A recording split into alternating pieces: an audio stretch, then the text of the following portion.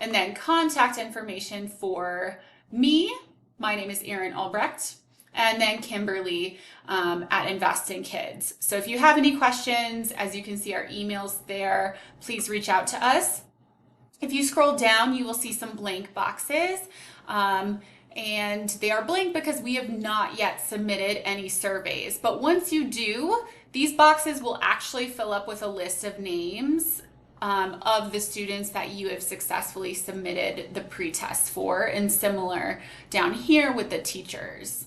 So to see what that looks like to actually submit a pretest, let's click on the here so we can complete a student pretest.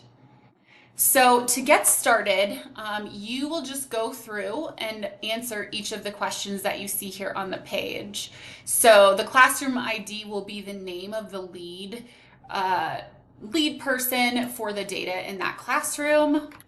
So you'll add your name, and then this is a student pretest, so you'll go through and now just pick whichever student you want to get started with. Maybe just start at the top of your class roster, for example. So I'm gonna go ahead and fill out a survey here.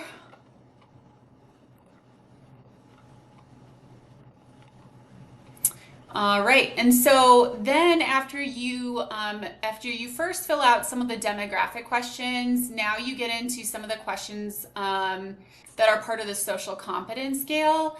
So the instructions for this are to rate each of the listed behaviors that you see on the left according to how well it describes the child that you are filling out the survey about.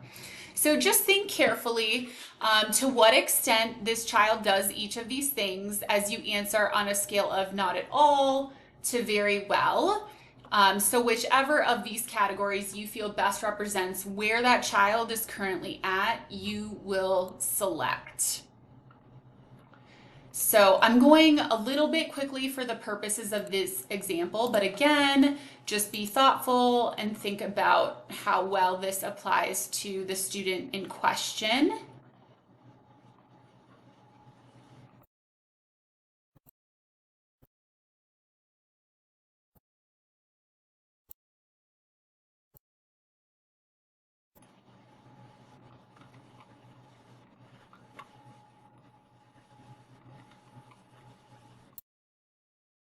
All right, so those are the questions that you are supposed to answer. And if you are doing the teacher classroom management program, this is where you're done and you can go over to save record. However, if you are doing or in a classroom that supports dinosaur school where the students have puppets as part of the lessons, then you need to keep going. There's just a few more questions to do about the skills that we are promoting in dinosaur school.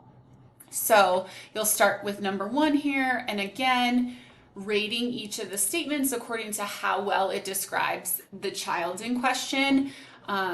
So again, this is going to be kind of quick for the purposes of this example, but just be thoughtful about, again, this particular child and to what extent this is true for that child.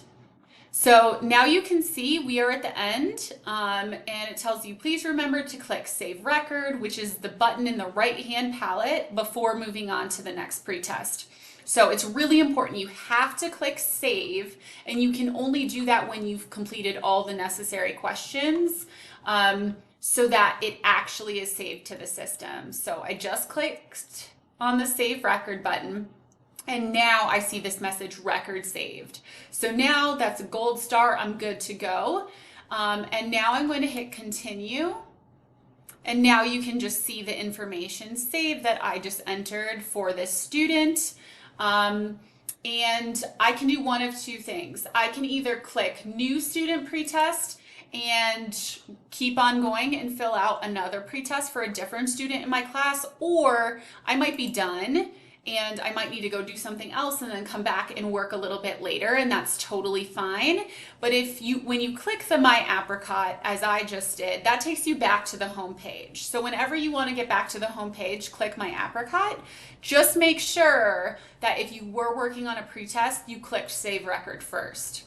Otherwise, now what should happen is when I scroll down to the student pretest completed, I should see a row here that says the name of the student that I just submitted the pretest for. I don't see that, but that's because I might need to click to refresh data. So if I click on that text, what do you know? You see the completed pretest for Taylor Swift.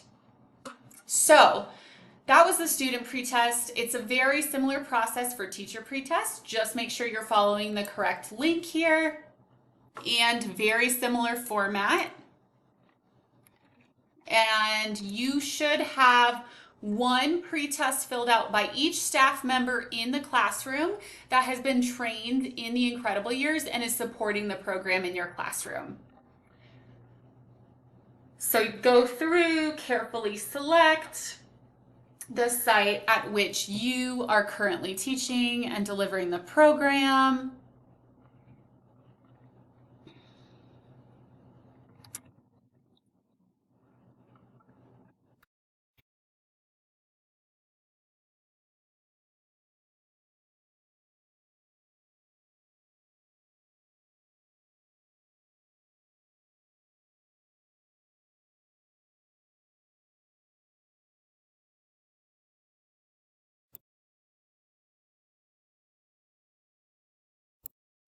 All right, and so once you've answered all those questions, you see a similar thank you message, reminding you rather to click Save Record, which is the button in the right-hand palette. You want to make sure the teacher pretest gets saved.